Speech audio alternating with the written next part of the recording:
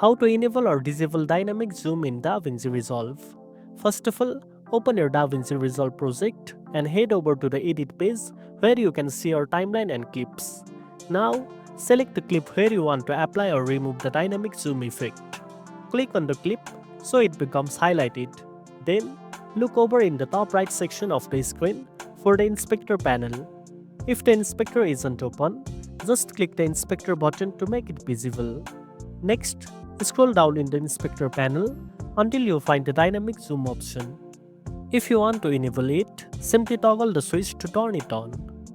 If you want to adjust the zoom motion, click the drop down that says Dynamic Zoom Ease. You can choose from options like linear, in or out, depending on how you want the movement to behave. To disable dynamic zoom, just go back to the same toggle in the inspector panel and switch it off. And that's it. Now you know how to enable or disable dynamic zoom in DaVinci Resolve. If you found this video helpful, don't forget to like, share and subscribe for more tech tips. Thanks for watching and I'll see you in the next one.